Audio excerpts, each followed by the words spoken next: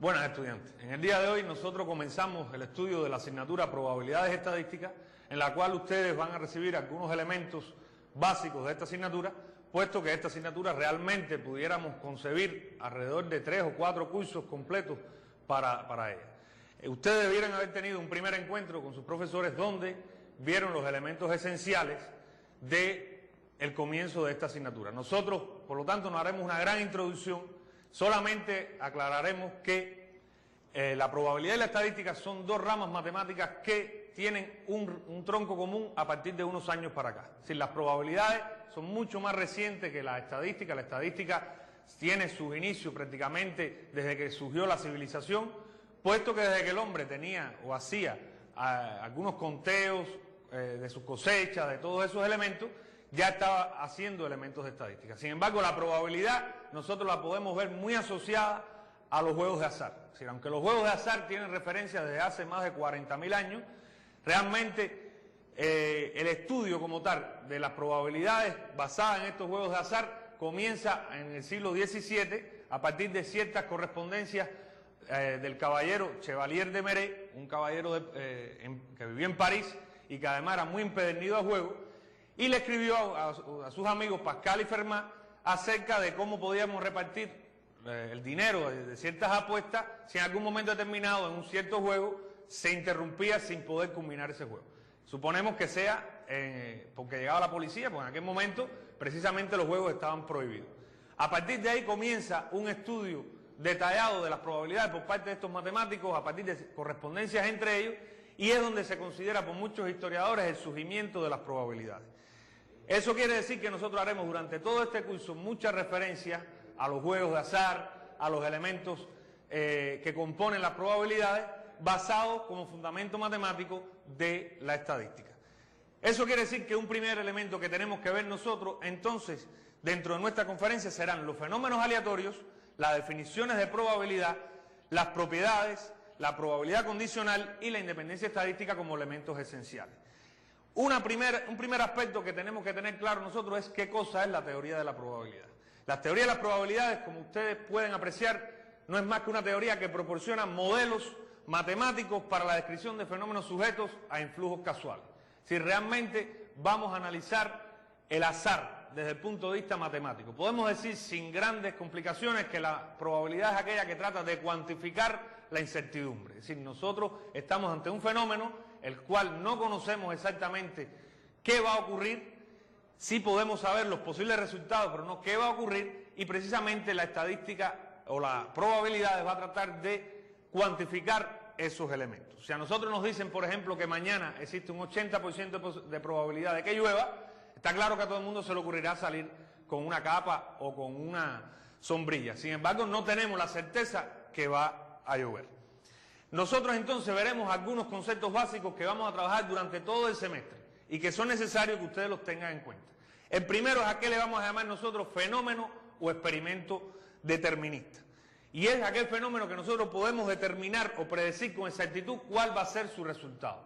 Si yo lanzo, por ejemplo, una pelota, yo puedo saber con exactitud si esa pelota va a caer en el piso. Es decir, estamos claros que va a caer en el piso si estuviéramos, por ejemplo, en este salón de clase que estamos trabajando. Lo que sí quizás yo no pudiera saber es con exactitud en qué lugar específico ella va a caer. Y ese tipo de problemas es a lo que le vamos a llamar entonces nosotros fenómeno o experimento aleatorio. Y va a ser aquel fenómeno o experimento, porque puede ser realizado por una persona o puede ser un fenómeno natural, que tiene un resultado incierto en el marco de distintas posibilidades. Y yo lo puedo representar o ejecutar, al menos mentalmente, un conjunto infinito de veces. Ese tipo de experimentos, estos experimentos aleatorios, como pudiera ser el lanzamiento de una moneda, si yo lanzo una moneda, yo sé que los resultados posibles son cara o escudo, pero yo no puedo saber con exactitud cuál es el resultado que voy a obtener. Si lanzamos un dado, en un juego como muchos estamos acostumbrados a realizar, sabemos un dado normal que saldrá un número del 1 al 6, pero ¿cuál es el número que va a salir cuando yo hago un lanzamiento? Eso precisamente es lo que nosotros le llamamos fenómeno aleatorio, y las probabilidades como ciencia al fin tiene su objeto de estudio en esos fenómenos, es decir, en fenómenos o experimentos aleatorios para saber cómo esto se realiza. Otros conceptos básicos que nosotros debemos estudiar es el punto muestral. Para nosotros un punto muestral va a ser cada uno de los posibles resultados de un experimento aleatorio. Si nosotros entonces lanzamos un dado, por ejemplo, ¿cuáles serían los puntos muestrales? Bueno, todos los posibles resultados, que si estamos hablando de un dado normal, serían los números del 1 al 6. Si lanzáramos una moneda, entonces, bueno, tendríamos como posibles resultados o puntos muestrales los valores de cara o escudo. Es decir, esos serían los puntos muestrales. Ahora, ¿a qué le vamos a llamar nosotros espacio muestral? Bueno, espacio muestral va a constituir para nosotros el conjunto de todos los posibles resultados de un experimento aleatorio. Si estamos hablando, vamos a ver un ejemplo, en el propio lanzamiento de la moneda, tenemos ahí el espacio muestral formado por todos los puntos muestrales que, como habíamos comentado, era cara o escudo. Los espacios muestrales nosotros los vamos a denotar por el valor o por la letra S. En algunos libros pueden encontrar también representados el espacio muestral por la letra omega, en dependencia de la procedencia del libro. Fundamentalmente nosotros utilizaremos entonces la notación S. En el lanzamiento de un dado pueden ver también ahí los posibles resultados y el espacio muestral, que en definitiva es el conjunto de todos esos posibles resultados. Lo podemos expresar en la notación 1, 2, 3, 4, 5 y 6, como ustedes pueden apreciar, o también en otra notación como n que pertenece a los naturales con n menor que 7. Es decir, estos serían las diferentes formas de expresar el espacio muestral. Otro concepto muy importante es, ¿a qué le vamos a llamar nosotros? Evento o suceso aleatorio. Y simplemente lo vamos a definir como el resultado de un experimento aleatorio. Es decir, cualquier resultado que yo pueda inferir de un experimento aleatorio, estamos hablando de un evento o suceso aleatorio. ¿Qué diferencia tiene con los puntos muestrales? La diferencia fundamental va a estar dada en que el espacio muestral contiene, en que el evento o suceso aleatorio puede contener varios puntos muestrales. Porque estamos hablando de un resultado, pero ese resultado no tiene que ser necesariamente un punto muestral. Puede ser varios puntos muestrales. Mostraremos ejemplos más adelante. Y nosotros vamos a representar los eventos o sucesos aleatorios con letras latinas mayúsculas, es decir, A, B, C. Generalmente no usamos la E porque la dejamos para definir precisamente los experimentos. Vamos a ver en el ejemplo del lanzamiento del dado que comentamos anteriormente, vamos a definir tres sucesos. Ustedes pueden ver el suceso A, que es el dado muestre un número par. Ese suceso A entonces estaría formado por los elementos 2, 4 y 6. El evento B, que es el dado muestre un número primo, donde ese suceso o evento estaría formado por los elementos 1, 2, 3 y 5. Y el evento C, que es que el dado muestre el número 6, cuyo único punto muestral sería precisamente el 6.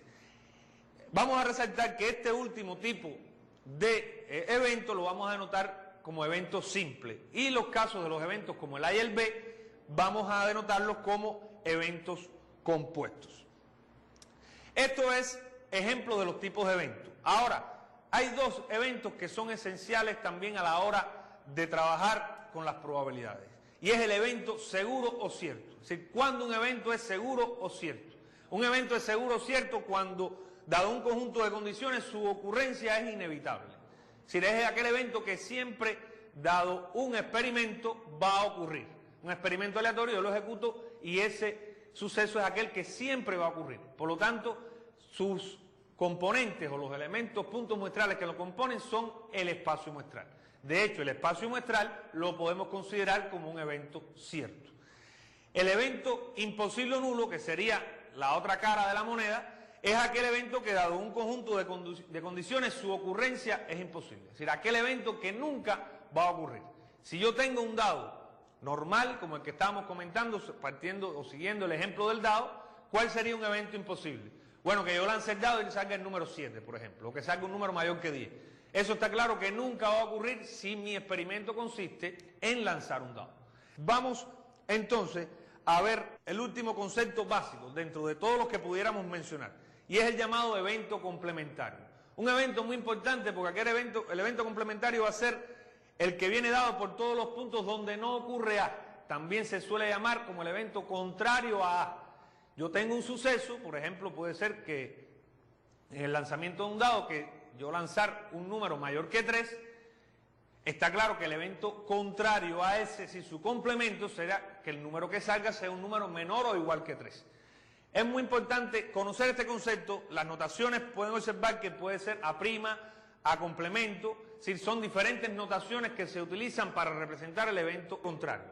Es muy importante en algunos casos tratar de descubrir cuál es el evento contrario a un suceso determinado. ¿Por qué? Porque no siempre es tan fácil darse cuenta de que un evento que yo estoy expresando y quizás otro que yo defina en otro momento son eventos contrarios. Si yo estoy hablando, por ejemplo, de que salga un número impar, lo contrario es que no salga un número impar, ese sería el complemento de ese evento. Ahora, si yo digo que salga un número impar y defino otro evento que salga un número par, una persona que sepa matemáticas tiene conciencia de que esos dos eventos son complementarios. Sin embargo, una persona ajena a la matemática no necesariamente tiene que darse cuenta que esos dos eventos se complementan unos a otros. Vamos a ver un ejemplo que va a resumir estas ideas. Ahí tenemos un experimento que consiste en extraer una bola de una urna que contiene 9 bolas numeradas del 1 al 9. Nosotros vamos a representar ese experimento aquí. Es decir, extraer una bola de una urna que contiene 9 bolas numeradas del 1 al 9. Vamos a definir entonces ahí un conjunto de eventos. ¿Cuáles van a ser esos eventos? Pueden observar que los eventos definidos son que la bola extraída muestre un número y definimos entonces el evento A definido por un número par.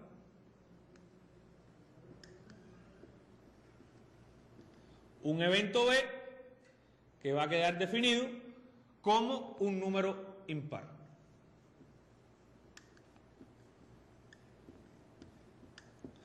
Un evento C cuya definición es un múltiplo de 3.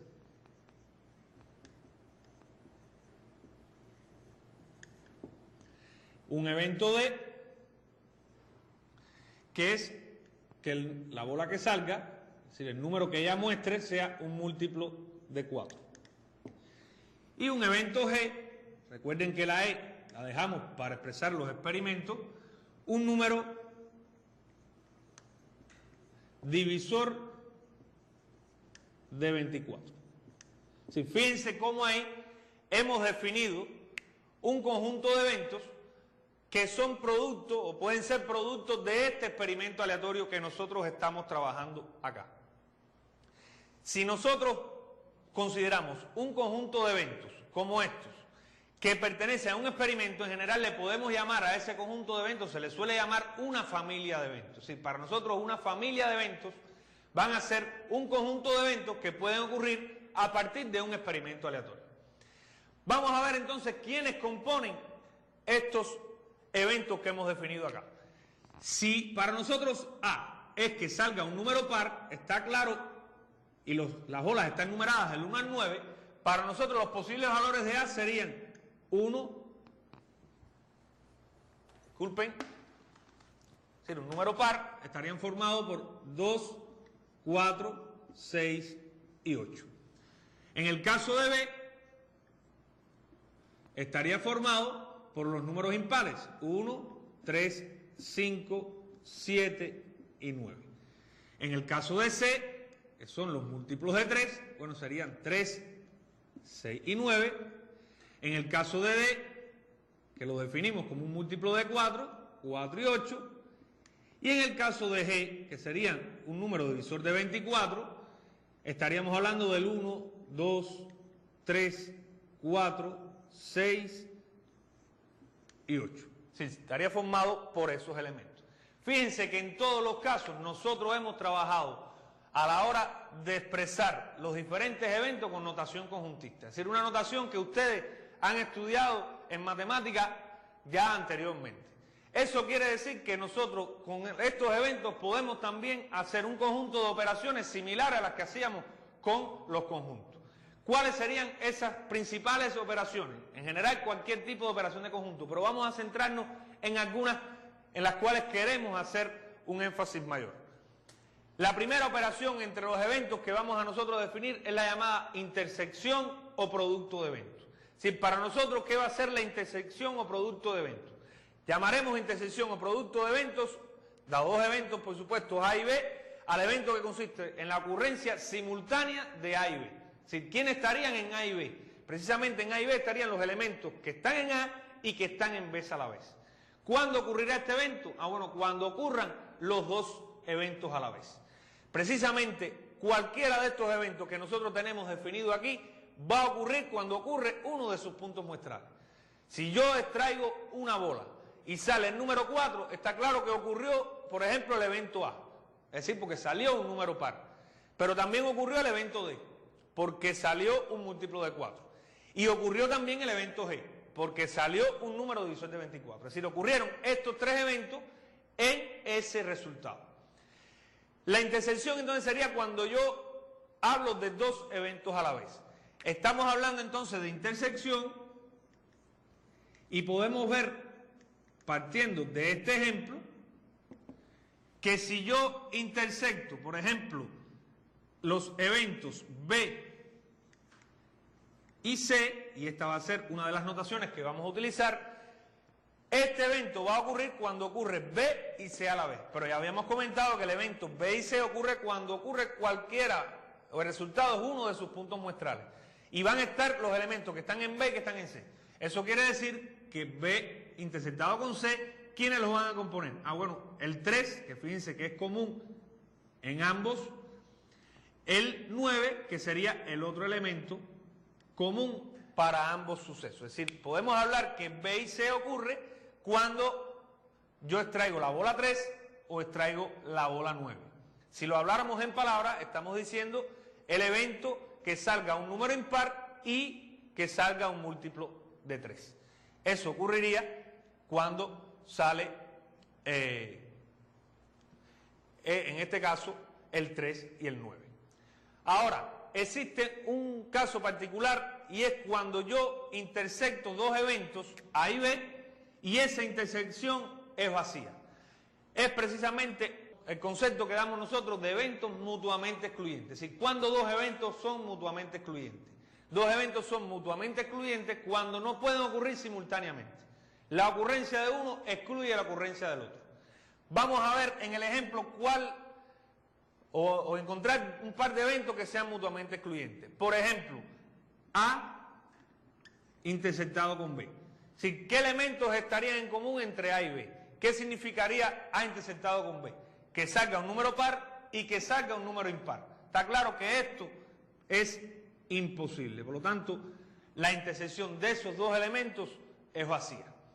Pudiéramos encontrar otros, por ejemplo, fíjense que en el caso de C y D también constituyen eventos mutuamente excluyentes, puesto que no puede ocurrir a la vez que salga un múltiplo de 3 y que salga un múltiplo de 4. Es decir, para este tipo de experimentos. Siempre los eventos asociados al experimento. De manera tal que podemos poner aquí que C intersectado con D, bueno, también constituyen dos eventos mutuamente excluyentes. Este es un tipo de operación, que es la operación de intersección. ¿Qué otra operación podemos realizar? Bueno, vamos a analizar la operación de unión, es decir, la unión de eventos. ¿A qué le vamos a llamar unión de eventos, dado dos eventos A y B? Nosotros le vamos a llamar unión de los eventos A y B al evento que ocurre cuando ocurre A o ocurre B. Y va a estar formado por todos los elementos que están en A y los que están en B. Pueden ver ahí la anotación que se va a utilizar. Por ejemplo, ya trabajamos con C y D, vamos a utilizarlos aquí para el caso de la unión. Y veamos que si yo trato de unir C con D, sí, estarían todos los elementos que están en C y que están en D. Uniendo estos elementos, estamos hablando entonces del suceso formado por 3, 4, 6, 8 y 9. Eso quiere decir, cuando yo hablo de C o D, estoy hablando que salga, por ejemplo, un múltiplo de 3 o un múltiplo de 4. Es decir, que ocurran uno de esos dos eventos. Ahora, al igual que hicimos con la intersección, vamos a analizar un caso particular de la unión. Y es cuando yo uno dos eventos y obtengo el espacio muestral completo. Cuando eso ocurre, a esos eventos nosotros le vamos a llamar eventos exhaustivos. Y si nos fijamos acá, si yo uno A con B, estoy hablando entonces que salga un número par o que salga un número impar. ¿Quiénes estarían aquí? Bueno, todos los elementos que están en A y todos los elementos que están en B. Eso precisamente no es más que ese, el espacio muestral. Eso quiere decir que A unido con B son eventos, o A y B son eventos exhaustivos. En este caso del ejemplo, fíjense que coincide que A y B son mutuamente excluyentes, pero además se cumple que A y B son exhaustivos. No necesariamente tiene que ocurrir esto, pero sí, cuando esto ocurre, entonces decimos que esos dos sucesos son mutuamente excluyentes y exhaustivos. Y es un concepto importante, porque inclusive más adelante vamos a trabajar con esa idea. Ya nosotros con estos elementos estamos en condiciones de definir ya los elementos de probabilidad a la hora de calcularla. Para ello vamos a comenzar por una definición de probabilidad llamada definición clásica de probabilidad. Sobre la probabilidad hay un conjunto de definiciones. No podemos encontrar, o no existe una definición de probabilidad que nos sirva para todos los casos. Nosotros tenemos que definir en algunos casos los conceptos de probabilidad y enmarcar en qué rango de ideas yo la puedo utilizar. Vamos a empezar entonces, como les decía, por el concepto de definición clásica de probabilidad. Y fíjense que este concepto plantea que si yo tengo S, un espacio muestral finito y equiprobable, entonces la probabilidad de ocurrencia de cualquier suceso A definido en S estará dado por la relación P en A igual a N en A sobre N en S. La probabilidad, como definición clásica, fíjense que necesita, y por eso lo resaltamos en la definición, que los sucesos sean finitos y equiprobables. Finitos porque la cantidad de resultados de ese experimento tiene que estar acotada. Y equiprobable porque para nosotros aplicar esta definición, cada uno de los posibles resultados o puntos muestrales de ese experimento tienen que tener la misma probabilidad de ocurrencia. Si esto no ocurre, no podemos aplicar la definición clásica. Si estuviéramos hablando, por ejemplo, en el lanzamiento de un dado que esté cargado, es decir, que tenga un contrapeso de manera que tenga tendencia a salir ciertos números más que otros, no sería aplicable la definición clásica de probabilidad, porque se nos sale del rango de ideas que estamos manejando. ¿Quiénes serían para nosotros precisamente N en A y N en S?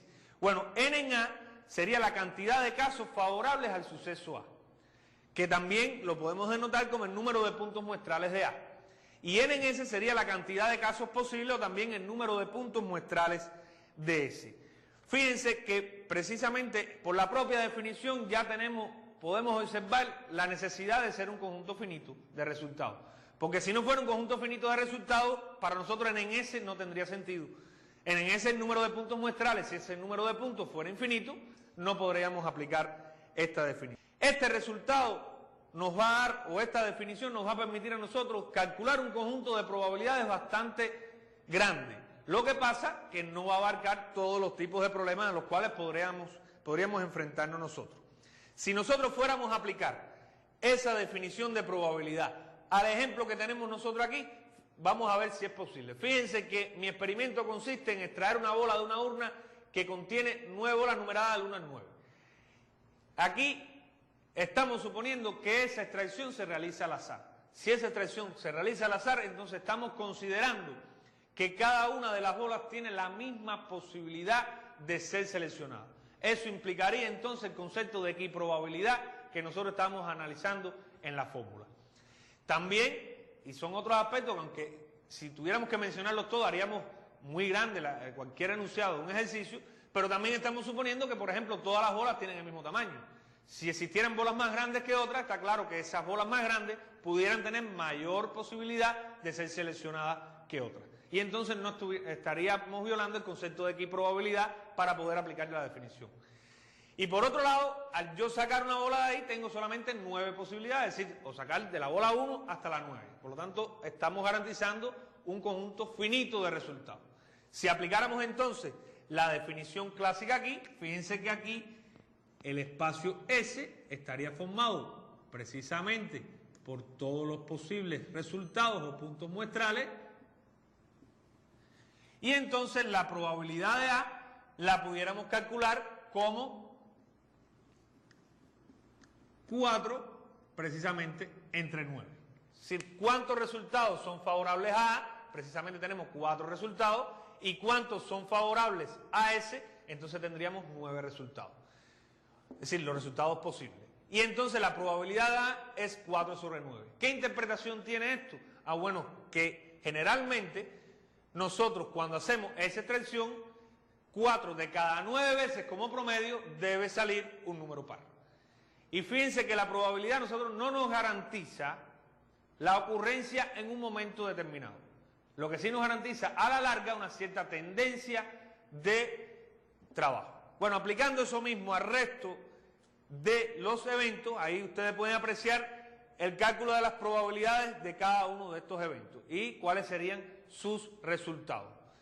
Aplicando probabilidad clásica directamente, bueno, a cada uno de ellos.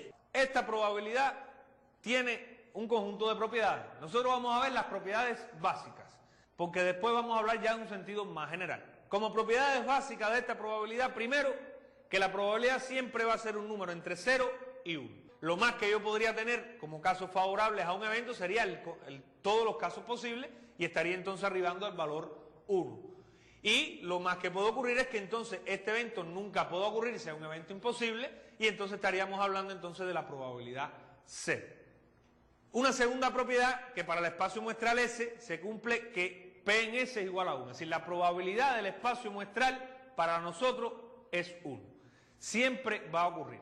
Si A y B son eventos del conjunto A, tales que A interceptado con B es igual al vacío, es decir, son eventos mutuamente excluyentes, cuando yo tengo dos eventos mutuamente excluyentes, la probabilidad de la unión de esos dos eventos es la probabilidad de A más la probabilidad de B. Es decir, sumo las probabilidades de ellos. Cuando no pueden ocurrir a la vez. El concepto de mutuamente excluyente nos permite a nosotros sumar probabilidades. Y hay que tener cuidado con esto porque en muchas ocasiones hay estudiantes que tienden a calcular la unión de dos sucesos en sumar las probabilidades.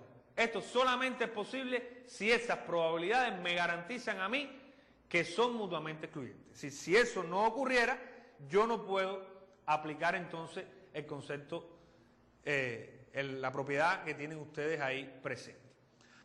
¿Cuáles son las mayores dificultades aquí? Una vez que yo tengo un experimento en el cual yo puedo garantizar que es aplicable la definición clásica de probabilidad, lo que nos complica a veces los problemas es cómo calcular el número de casos favorables y el número de casos posibles. Eso es algo esencial.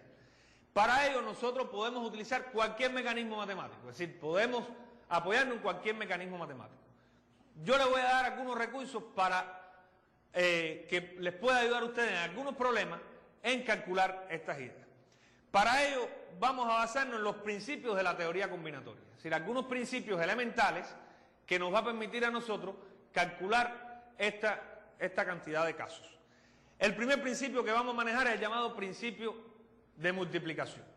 Ese principio de multiplicación nos plantea que si un suceso cualquiera puede ocurrir de n maneras diferentes y después que ha ocurrido de una de esas maneras, un segundo suceso puede ocurrir de p maneras diferentes, entonces los dos sucesos en ese orden pueden ocurrir de n por p maneras. Es decir, yo tengo un suceso que ocurre de una cantidad de maneras primero y después puede ocurrir de otra cantidad de maneras, entonces la cantidad de formas en general en que yo puedo asociar eso estaría dada por su multiplicación. Vamos a ver un ejemplo. Suponga que tenemos una clave de entrada a cierto sistema y esta clave está formada por dos lugares.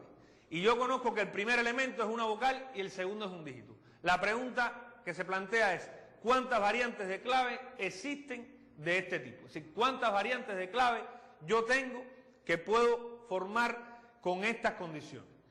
Bueno, simplemente aplicando principio de multiplicación yo puedo resolver ese problema. El primer elemento es una vocal y conocemos entonces que existen 5 vocales. Eso quiere decir que lo primero que yo tengo que rellenar es una de esas 5 vocales. El segundo elemento entonces es un dígito que puede ser cualquiera entre 0 y 9.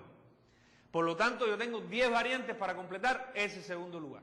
Aplicando entonces el principio de multiplicación, yo tengo 5 en el primer caso y 10 en el segundo, 5 por 10, 50 variantes de claves posibles. Es decir, tendría 50 variantes para analizar eso. Ese es un primer elemento de esta teoría combinatoria que me permite a mí analizar el número de casos posibles y el número de casos favorables para un problema. El principio de multiplicación lo pueden aplicar ustedes cada vez que lo necesiten y se cumplan estas condiciones. Nosotros vamos a hacer un paréntesis acá. Y más adelante, entonces, en la segunda parte, vamos a continuar viendo algunos elementos del análisis combinatorio que nos va a permitir precisamente calcular estos casos que le estaba mencionando y entonces integrarlos todos ya en el cálculo de probabilidades directamente a partir de un conjunto de problemas y ejercicios.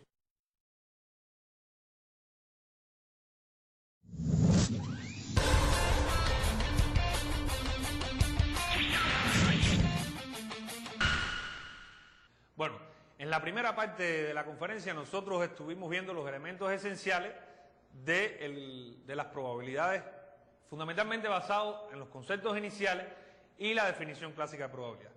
Estábamos comentando un conjunto de principios de la teoría combinatoria que nosotros nos van a permitir calcular las probabilidades, fundamentalmente en esta definición clásica, basándonos en el cálculo del número de casos favorables, el número de casos posibles, etc. Vimos el principio de multiplicación. Vamos a ver otros 2 principios elementales que nos van a servir a nosotros para realizar estos cálculos. Uno de ellos es las permutaciones. Es decir, ¿a qué nosotros le vamos a llamar permutaciones?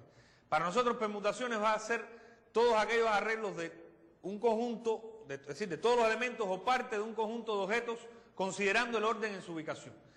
Cuando en el arreglo solo entran parte de los elementos del conjunto, lo vamos a llamar variaciones. Es decir, para nosotros las permutaciones van a ser cuando yo selecciono de un conjunto de n elementos, k elementos a los cuales para mí me interesa el orden. Es decir, si yo intercambio el orden, estoy en presencia de otra variante de resultado. Si estuviéramos hablando, por ejemplo, en una competencia donde participan 8 atletas y yo les preguntara de cuántas maneras pueden quedar, sin considerar empate, por supuesto, estos atletas en la meta. Bueno, estaríamos hablando de una permutación de 8 en 3. ¿Por qué de 8 en 3? Porque yo tengo un conjunto de 8 competidores, suponiendo una carrera, por ejemplo, de 100 metros, y en los cuales tengo 3 posibles resultados, primero, segundo y tercero. Y si yo, con esas mismas 3 personas, intercambio el orden, estoy obteniendo otro resultado. Para una persona no sería lo mismo quedar en primer lugar que quedar en tercer lugar. Y por lo tanto, para mí, cada uno de esas variantes son resultados diferentes. Si yo tengo entonces todos los elementos, entonces estaríamos hablando de la permutación de todos los elementos. En este caso, para nosotros lo esencial en las permutaciones va a ser el orden. Es decir, aquí es importante que tengamos en cuenta que existe orden y que además no existen repeticiones. Es decir, para este concepto que ven ustedes ahí, cómo se calcula, no se está contemplando que existan repeticiones de elementos. El otro concepto entonces serían las combinaciones. Para nosotros las combinaciones serían cuando entonces seleccionamos igualmente de un conjunto de n elementos, k elementos, pero para mí el orden no es esencial. Eso quiere decir que yo cuando tengo 3 elementos, esos son los 3 elementos que componen mi conjunto, y si yo los intercambio, obtengo el mismo resultado. Si estamos hablando, por ejemplo, de 3 estudiantes, el grupo de ustedes, por ejemplo, que tengamos que seleccionar 3 estudiantes para ir a un evento científico. Para nosotros no es importante el orden entre ustedes, sino la idea es que yo selecciono 3 estudiantes, los cuales esos 3 van a ir a ese evento. Quién es primero, segundo, tercero, no es algo que, al parecer, en ese tipo de problemas nos parece importante. Y ustedes pueden ver ahí cómo se calcula entonces esas combinaciones, también sin repetición. Es bueno aclarar que en el caso de que sean problemas donde yo hago extracciones, para nosotros las combinaciones van a estar presentes cuando yo tomo los elementos a la vez. Pues yo al tomar los elementos a la vez, estoy hablando de que no puedo tener entonces una diferenciación de esos elementos. Y las permutaciones estarían dadas entonces cuando voy seleccionando los elementos uno a uno sin reposición. Porque ya la vez que yo tome los elementos y haya una reposición, entonces los elementos pueden repetirse. Y estamos hablando de que no estamos considerando repetición. Estos son algunos principios que serían aplicables a cálculo de probabilidades. Ahora, fíjense que ahorita nosotros analizamos, y yo les decía que cuando yo tengo, por ejemplo, una probabilidad de 4 sobre 9, lo que estamos en nuestra mente es ideando de forma teórica que de cada 9 veces en 4 ocurre ese experimento. Bueno, basado precisamente en esas ideas es que nosotros podemos definir otro concepto de probabilidad, pero ya entonces basado en lo que llamamos probabilidad frecuencial o estadística. Y está dada de que en muchos experimentos, es decir, en muchos experimentos aleatorios, cuando yo los ejecuto de una manera repetida, nosotros observamos que existe una cierta tendencia a mantenerse, es decir, la frecuencia relativa de ocurrencias de ese experimento, y frecuencia relativa lo estamos definiendo como el conjunto de veces que ocurre entre el conjunto de veces que ejecuto ese experimento. Esa frecuencia relativa tiende a estabilizarse sobre un valor. A ese valor precisamente es el que nosotros le vamos a llamar probabilidad estadística o frecuencial de ocurrencia de un suceso. Les pido a ustedes, si quieren, para que experimenten, que cojan, por ejemplo, un dado, lo tiren varias veces y vean, por ejemplo, cuántas veces sale el 6.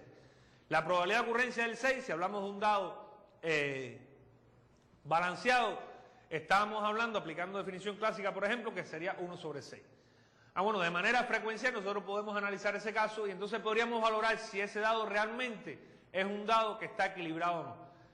Y entonces usted, mientras más veces tire ese dado, entonces la ocurrencia, por ejemplo, que saque el número 6, debe tender a un sexto. Yo les decía al inicio que no existe un concepto de probabilidad que nos pueda servir para todo tipo de probabilidad. Estos conceptos son aplicables en un rango determinado. Por ejemplo, la probabilidad frecuencial, estamos hablando también de un conjunto finito de resultados, puesto que para yo poder hallar esa frecuencia relativa necesito también saber cuántas veces yo realicé ese experimento. Por ello es que alrededor del año 30 del siglo pasado, Kolmogorov, un matemático ruso, hizo lo que se llama la definición, trató de unificar un poco estas ideas y sacó lo que se conoce como definición axiomática de probabilidad. Es decir, los que conocen matemática saben que en matemática yo puedo definir un conjunto de axiomas y a partir de ahí desarrollar una teoría matemática. Y él lo que hizo fue entonces definir un conjunto de axiomas, y es lo que se conoce como definición axiomática de probabilidad, basado en lo siguiente. Es decir, yo tengo un espacio muestral, defino un evento en ese y entonces yo lo que voy a hacer es asociar un número real, que le voy a llamar probabilidad de a ese suceso. Y esa relación va a cumplir los siguientes axiomas. Es decir, un primer axioma que es que la probabilidad es no negativa, la probabilidad del suceso espacio muestral le voy a asociar el 1 y la probabilidad de A unión B es la suma de sus probabilidades si esos dos eventos son mutuamente excluyentes. Fíjense que son precisamente las tres propiedades básicas que vimos cuando analizamos la definición clásica de probabilidad. No por gusto, son las básicas, porque con esas tres yo puedo desarrollar toda una teoría matemática. Inclusive el tercer axioma que ustedes tienen ahí puede generalizarse, en algunos textos lo pueden encontrar generalizado para n sucesos. A partir de esos axiomas entonces pueden desarrollarse un conjunto de propiedades, como por ejemplo la probabilidad del evento complementario como 1 menos la probabilidad de ese evento. Si tengo dos eventos aleatorios A y B, bueno, pueden ver ahí como la intersección de uno de ellos con el complemento del otro, pen A menos pen A intersectado con B. De esa misma manera, bueno, pueden ver otro conjunto de propiedades, por ejemplo, una ya para el caso de la unión. Recuerden que hasta ahora habíamos visto cómo calcular la unión de dos eventos, la probabilidad de la unión de dos eventos, pero siempre con la condición de que fueran mutuamente excluyentes. Bueno, si no son mutuamente excluyentes, es aplicable esa propiedad que ustedes ven ahí. Y bueno, otra propiedad donde pueden ver que si yo tengo que A es un subconjunto de B, entonces la probabilidad de A siempre va a ser menor o igual que la probabilidad de B. Vamos a ver, basado en los elementos que yo les explicaba, un ejemplo que integra lo que hablamos del cálculo de probabilidad. Ejemplos de ejercicios a los cuales nos podemos enfrentar nosotros. Un primer ejercicio tienen ahí que plantea que al marcar un número de teléfono, una persona se olvidó de las últimas 3 cifras. Y sabiendo solamente que eran distintas, las marcó al azar. Se quiere calcular la probabilidad de que se hayan marcado las cifras necesarias. Vamos a analizar que cuando yo estoy hablando de que esa persona se olvidó de las últimas 3 cifras, entonces estoy definiendo como experimento, si mi experimento consiste entonces en marcar 3 cifras al azar. Si hablo de marcar 3 cifras al azar, entonces estoy garantizando equiprobabilidad. Es decir, para mí no hay preferencia por ningún número. Y como son 3 cifras las que voy a marcar, está claro que el resultado será un resultado finito. Yo voy a definir entonces el suceso al cual me piden calcular la probabilidad, lo vamos a definir como marcar las cifras necesarias y le vamos a anotar por A. ¿Cuáles serían los casos posibles de ese experimento? Bueno, como casos posibles nosotros tenemos que cuando vamos a marcar la primera cifra tenemos 10 variantes de cifra. Cuando vamos a marcar la segunda tenemos 9. ¿Por qué 9? Porque habíamos hablado de que el experimento, que las cifras eran diferentes. Eso quiere decir que la que yo marqué la primera vez no sería marcable ni la segunda ni la tercera. Y entonces tengo 9 posibilidades. La tercera vez que voy a marcar cifra, entonces me quedan 8, porque ya utilicé 2 para las 2 primeras cifras que marqué. Utilizando entonces el principio de multiplicación que vimos, 10 por 9 por 8 tenemos 720 variantes posibles de marcar esos números. ¿Cuáles serían los casos favorables? Pues simplemente uno, que yo tenga las 3 cifras, es decir, que marque las 3 cifras que le corresponden al número telefónico que yo quiero. Eso quiere decir que la probabilidad de que yo marque las cifras correctas es 1 sobre 720.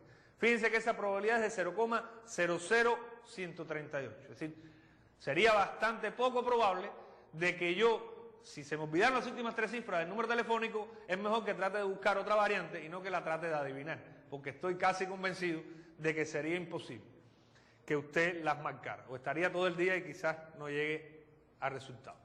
Otro ejemplo sería el que tienen ustedes ahí. Si yo tengo A y B, 2 eventos, aquí sí no conozco las características de esos 2 eventos, pero sí conozco algunas probabilidades, es decir, la probabilidad de la unión, la probabilidad del complemento y la probabilidad de la intersección. Bueno, me piden allá probabilidad de A, probabilidad de B y la probabilidad de A intersectado con B complemento. Eso quiere decir entonces que la probabilidad de A, la de B y la de A intersectado con B complemento, yo tendría que calcularla simplemente aplicando propiedades, puesto que yo no conozco de dónde o de qué experimento provienen esos eventos. Podemos ver ahí cómo, por ejemplo, la probabilidad de A, aplicando la propiedad del complemento que vimos dentro de las propiedades de las probabilidades, bueno, es fácilmente calculable como 1 menos P en A complemento y nos daría entonces 1/3. La probabilidad de B, bueno, yo tengo como herramienta una propiedad que me permite calcular la probabilidad de la unión de 2 eventos y entonces despejando podemos calcular la probabilidad de B. Y bueno, la probabilidad de A intersectado con B complemento, podemos calcular directamente el resultado aplicando una también de las propiedades que nosotros conocemos. Partiendo de ahí, entonces, nosotros les dejamos propuesto, pueden buscar después la clase y el PowerPoint que estará ubicado en el sitio y ver algún conjunto de ejercicios propuestos que nosotros les dejamos para que ustedes puedan trabajar y desarrollar en estudio independiente. Sí queremos comentarles solamente 3 ejercicios que nosotros los hemos llamado reto matemático, que esperamos que ustedes sean capaces de realizarlo y que se lo lleven a sus profesores para que lo comenten y ellos nos envíen las mejores respuestas por parte de ustedes. Un primero que plantea que cuál es la probabilidad de que en un grupo de 40 estudiantes existan 2 que cumplan años el mismo día. Es decir, traten de calcularlo para 40 estudiantes y les sugiero que lo calculen para N estudiantes. Si algunos de ustedes que están viendo aquí hoy la conferencia están en un grupo donde tengan alrededor de 40 estudiantes, yo puedo garantizarles, casi seguro, que hay 2 de ustedes que cumplen años el mismo día. Y les reto a que cuando termine la conferencia, en el tiempo que les quede al final, lo comprueben. Es decir, si están, como es usual en algunas facultades, que hay 2 grupos unidos, y sí deben pasar de 40 estudiantes, yo les puedo casi asegurar que hay 2 de ustedes que cumplen años mismo. Un segundo problema que les planteo, donde se dice que 10 estudiantes son divididos en 2 grupos de 5 para cierta actividad, esa selección se va a realizar al azar, uno de ellos le dice a su mejor amigo, ojalá caigamos en el mismo grupo. El amigo le responde, tenemos 50% de posibilidades de estar juntos. Lo que queremos que ustedes traten de analizar si esa afirmación es correcta, es decir, traten de calcular qué probabilidad tienen de caer juntos y compárenlo con lo que plantean uno de ellos. Y por último, un problema que tiene un resultado bastante interesante, que plantea que en un evento de participación un concursante debe escoger entre 3 puertas. Es decir, él tiene 3 puertas para escoger donde solo una posee un premio. Es decir, él tiene un premio en una de esas 3 puertas. Después de seleccionar una de ellas, el presentador abre una de las 2 restantes donde no se encuentra el premio. Está claro que eso siempre lo puede hacer. Es decir, yo escojo una puerta y de las otras 2 el presentador me abre una de las cuales no está el premio. Y me brinda la opción, es decir, le brinda al concursante la opción de cambiar de puerta. Es decir, o quedarse con la que él seleccionó o cambiar su selección hacia, por supuesto, la otra puerta que queda cerrada. La pregunta que queremos es que usted responda, según su criterio, ¿qué debe hacer el concursante? Es decir, si debe quedarse con la puerta que seleccionó o debe cambiar de puerta. Es decir, les proponemos que analice eso y en caso de los que no pueden responder, será comentado en las clases prácticas. Hasta ahora entonces hemos visto varios conceptos de probabilidad, las propiedades, etc. Nosotros queremos entonces analizar un concepto esencial de probabilidad, y es que en muchas ocasiones cuando vamos a calcular la probabilidad de un suceso, nos vamos a basar en la probabilidad de ocurrencia de otro, que le vamos a llamar nosotros probabilidad condicional. Si yo tengo dos sucesos y quiero calcular la probabilidad de ocurrencia de uno de ellos basado en que hay otro que ya ocurrió. A esa probabilidad le vamos a llamar probabilidad condicional, como les decía, y pueden ver ahí cómo se calcularía. Es decir, la probabilidad de A dado B, que es como se lee, o la probabilidad de que ocurra A dado que B ocurrió. Es decir, yo quiero calcular la probabilidad de que ocurra A ahora, pero ya conozco que el suceso B o el evento B ya ocurrió. Y entonces lo calculo de esa manera, así como la intersección de ambos entre P en B. Por supuesto, para esto, la probabilidad de B tiene que ser mayor que 0. Esta probabilidad no necesariamente coincide con la probabilidad de A, porque precisamente ahora mi radio de acción, mi espacio muestral, precisamente es B. Si yo calculo qué probabilidad tiene de ocurrir A, si ya el suceso B o el evento B, yo sé que ocurrió. Esto nos va a permitir a nosotros calcular también otro conjunto de situaciones donde las probabilidades condicionales son esenciales. Ahora, ¿qué pasa? A veces nosotros calculamos la probabilidad de A dado B y obtenemos la propia probabilidad de A. Es decir, no cambiamos para nada el valor, no nos cambia para nada el valor de A cuando le ponemos como condición de que B ocurrió. ¿Qué significaría esto entonces? Bueno, esto desde el punto de vista estadístico, probabilístico, significa que el hecho de que B ocurra no influye en nada en la probabilidad de ocurrencia de A. Por lo tanto, B no tiene, si hablamos de una manera directa, no tiene nada que ver con A. Nosotros decimos desde el punto de vista matemático que son independientes. Es decir, para nosotros, cuando calculamos la probabilidad de un suceso A, dado la ocurrencia de otro, y esa probabilidad no cambia por el hecho de haberle puesto esa condición, para nosotros entonces esos dos sucesos, A y B, son sucesos independientes. Y es un concepto interesante que pueden ver ustedes ahí. Es decir, si yo tengo A y B de eventos definidos en un mismo espacio muestral, los eventos A y B son estadísticamente independientes si y solo si la probabilidad de A intersectado con B es P en A por P en B, que es deducible de los otros dos elementos que están abajo. Es decir, la probabilidad de A dado B es P en A y de la misma manera la probabilidad de B dado A es P en B. A veces es importante darse cuenta de cuándo dos sucesos son independientes, porque nos permite calcular la intersección de una manera mucho más fácil y además poder tener resultados exactos, es decir, más exactos. ¿Y qué pasa con los sucesos independientes? Que a veces en nuestra conciencia la independencia de sucesos a veces no funciona muy bien. Está claro que muchas veces, y pónganse a pensar cuántas veces le ha pasado a usted, que usted lanza, por ejemplo, que usted lance un dado y le ha salido 5 veces el número 6. Cuando usted va a lanzarlo la sexta vez, ¿qué usted dice? Estoy seguro que el 6 no va a salir. ¿Por qué? Porque ha salido 5 veces. Bueno, precisamente este tipo de eventos, es decir, no tienen relación unos con otros, es decir, el hecho de que hayan salido 5 veces el 6 no influye en nada en lo que usted va a realizar en el próximo lanzamiento. Si yo de antemano quiero calcular la probabilidad de que salgan 5 o 6 seguidos en el lanzamiento de un dado, eso es otra cosa, y es una probabilidad bastante baja. Pero una vez que eso ha ocurrido, como yo lo que voy a hacer es volver a lanzar el dado no tiene memoria, por lo tanto, la probabilidad de que salga un 6 sigue siendo la misma, hayan salido 6 veces seguida el 6 o 5 veces o no haya salido ninguna. Es decir, esa probabilidad no cambia. No obstante, siempre en nuestra conciencia está claro y nos queda eso de que quizás ahora tenga más, quizás un deseo divino de que entonces salga el 6 con una mayor posibilidad. Esto, en esencia, son los elementos vinculados con la probabilidad condicional y la independencia estadística. Vamos a analizar un ejemplo donde veamos cómo esto lo podemos complicar un poquitico. Y es el ejemplo siguiente. Yo tengo 3 urnas que contienen bolas negras y blancas. Mi acción es, la primera urna tiene 2 bolas negras y una blanca. La segunda urna contiene 5 blancas y la tercera urna contiene 3 bolas negras y 4 blancas. Yo quiero calcular la probabilidad de extraer una bola negra si se escoge una urna al azar y se extrae de ella aleatoriamente una bola. Es decir, lo que yo quiero, mi problema en general es sacar una bola de una de esas urnas. Y lo que quiero calcular es qué probabilidad tiene de que la bola que yo saque sea negra. Pero ¿qué pasa? Que está claro que este experimento yo lo tengo que hacer en dos partes. Yo primero tengo que seleccionar una urna. Y después que seleccione una urna, sacar la bola de esa urna. Entonces podemos considerar que es un evento, que es un experimento que aunque es un solo experimento, lo hago en dos etapas. Una primera etapa donde yo selecciono una urna y una segunda etapa donde yo saco la bola de la urna que seleccioné. Veamos cómo yo entonces, si defino el evento B, extraer una bola negra, entonces la probabilidad de B para mí estará sujeta a la urna de donde yo saque esa bola. Y entonces yo voy a definir tres eventos. El evento A1, seleccionar la urna 1, el A2, seleccionar la urna 2 y el A3, seleccionar la urna 3.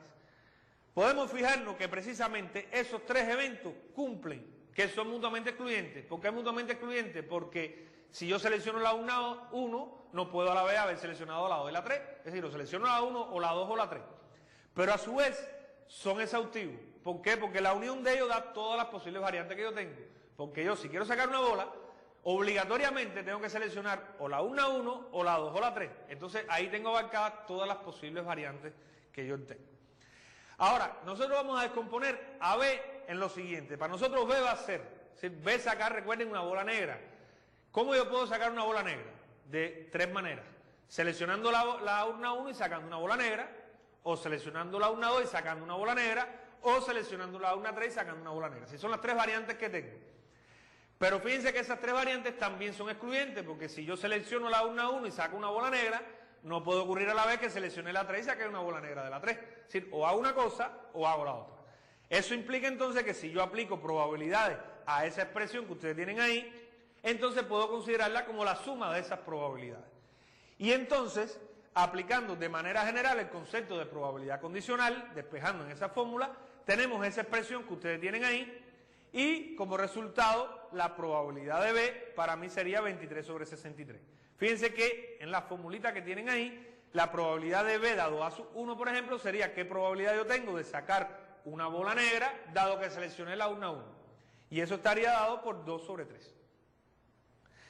Y la probabilidad de A1 sería la probabilidad de seleccionar la urna 1. Como tengo tres urnas y estoy seleccionando cualquiera de ellas al azar, entonces sería la probabilidad 1 sobre 3. Lo mismo hacemos para cada una de ellas y tenemos ese resultado. Esto lo podemos generalizar y lo vamos a generalizar a partir de lo que le llamamos nosotros fórmula de la probabilidad total, donde tenemos un experimento que se realiza en dos etapas. Si ese experimento en su primera etapa yo tengo un conjunto de sucesos mutuamente excluyentes y exhaustivo que tienen probabilidades conocidas P en A sub I, y en una segunda etapa esos resultados posibles B sub J, que en este caso sería por ejemplo sacar la bola negra o la bola blanca, dependen de los de la primera, es decir, dependen como en el caso que teníamos de la urna que yo seleccioné, y yo conozco esas probabilidades condicionales, entonces de manera general podemos calcular la probabilidad de cualquier suceso B como la sumatoria de la probabilidad de B dado A sub I por la probabilidad de A sub I. Esta es la llamada fórmula de la probabilidad total que nos resuelve muchos tipos de problemas donde yo tengo este tipo de experimento por etapas. Podemos entonces pasar, se le llama fórmula de Bayes y está muy de moda ahora también el estudio de las llamadas probabilidades de Bayes, aunque no nos vamos a meter, o probabilidad bayesiana, no nos vamos a meter en esa área, pero sí por lo menos para que sea el conocimiento de usted. ¿Y qué hace Bayes? Bayes nos permite a nosotros entonces, dada la ocurrencia de este suceso, es decir, este experimento en dos etapas, si yo quiero, ya yo conozco el resultado final, entonces quiero calcular la probabilidad de uno de los sucesos de la primera etapa. Es decir, si yo por ejemplo saqué una bola negra, entonces yo lo que quiero es calcular la probabilidad de que haya sido seleccionada de la urna 1. Y entonces lo podemos ver en el siguiente ejemplo. Supongamos ahora que conocemos que se extrae una bola negra, pero queremos saber cuál es la probabilidad de que haya sido seleccionada de la urna 1. Aquí entonces lo que pedimos es la probabilidad de A1 dado B, si ya yo sé que salió una bola negra, y por lo tanto ya entonces puedo considerar ese resultado como dado. Y entonces la probabilidad, aplicando precisamente la fórmula de Bayes, entonces podemos utilizar ahí esa formulita que ustedes tuvieron en su pantalla, y aplicando la probabilidad de condicional, la probabilidad de B dado a sub 1 por probabilidad de sub 1 sobre probabilidad de B, tenemos que 2 tercios por 1 tercio sobre 23 sobre 63, que es la probabilidad que habíamos calculado en el problema anterior, utilizando la fórmula de la probabilidad total. Y tenemos como resultado 14 sobre 23. Es decir, a la larga, de cada 23 veces que se realice ese experimento, en 14, si se saca una bola negra, esa bola debe haber sido extraída de la urna 1. Si se fijan por la composición que teníamos en el ejercicio inicial, está claro que, es decir, parece una probabilidad bastante grande, pero fíjense que la segunda urna contenía solamente bolas blancas. Eso quiere decir que si salió una bola negra podemos descartar que haya sido seleccionada de la urna 2, porque la urna 2 precisamente en el problema no tenía bolas negras. Eso nos da como resultado la aplicación entonces de esta fórmula. Nosotros de esta manera podemos calcular varias probabilidades aplicando cualquiera de las definiciones que hemos visto. ¿Cuál es la aplicable en un momento determinado? En dependencia de las condiciones que tenga mi experimento. Si mi experimento yo lo considero con un conjunto finito y equiprobable de resultados, entonces estamos hablando de la definición clásica de probabilidad. Es aplicable, para mí no tiene ningún problema que yo la pueda utilizar. Si yo lo que tengo solamente es una experiencia de cuántas veces ha ocurrido cierto fenómeno o cierto suceso dentro de una repetición de n veces de cierto experimento, de cierta observación, entonces lo que pudiera aplicar es la definición frecuencial. Y si no tengo ninguno de estos elementos, bueno, tratar de ver qué factores pudiera yo controlar para poder entonces analizar y desarrollar ese cálculo de probabilidades. Nosotros hasta aquí estamos viendo elementos esenciales del cálculo de probabilidades. Durante este semestre nosotros el cálculo de probabilidades lo vamos a ver bastante poco, es decir, vamos solamente a tener 2 conferencias dedicadas al cálculo de probabilidades, porque ya directamente nos vamos a insertar en el cálculo estadístico, donde las probabilidades juegan un papel de base matemática, aunque pudiéramos desarrollar un semestre completo dedicado a las probabilidades, pero los elementos esenciales de probabilidades que ustedes necesitaron se están tratando de insertar mucho en las matemáticas de los primeros años para que ya vayan teniendo ese conocimiento y ese tipo de razonamiento que es necesario desde los primeros años de la carrera. Es decir, el razonamiento del azar, de los elementos que pueden ocurrir o no, que hasta ahora normalmente no se han trabajado o no lo han trabajado ustedes en los diferentes cursos de matemáticas que han recibido, no solo aquí en la universidad, sino desde que están en la secundaria, en el pre, en la primaria, si son elementos que se trabajan muy poco y los cuales normalmente nosotros no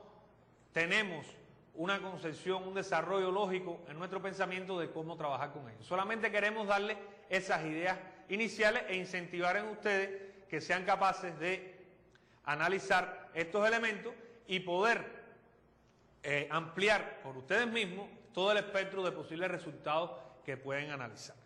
Nosotros con estos elementos queremos que ustedes entonces en las próximas clases prácticas que van a desarrollar de estas conferencias trabajen ejercicios del cálculo de probabilidades y van a tener materiales también en la red donde van a poder aplicar primeramente los principios, por ejemplo, de la teoría combinatoria, etcétera, para que se puedan ir familiarizando con ellos, porque son principios que para muchos problemas pueden ser bastante complicados. Yo les recomiendo que traten de primero de resolver algunos de estos problemas donde simplemente utilizamos teoría combinatoria o los principios de la teoría combinatoria y que después ya comiencen a realizar los ejercicios directamente de probabilidades donde apliquen estos elementos en el cálculo de las probabilidades como tal.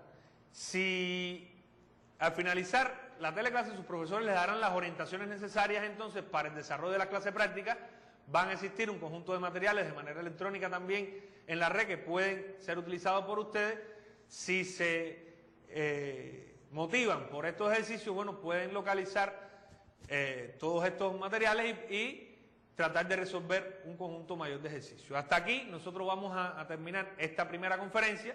En la próxima conferencia ya entraremos a analizar las probabilidades también, pero desde otro punto de vista, es decir, un punto de vista dedicado a ciertas distribuciones de probabilidades que analizaremos con más detalle y donde también entraremos a jugar con estos elementos del azar, etcétera, que en definitiva es el objeto de estudio de las probabilidades. Muchas gracias.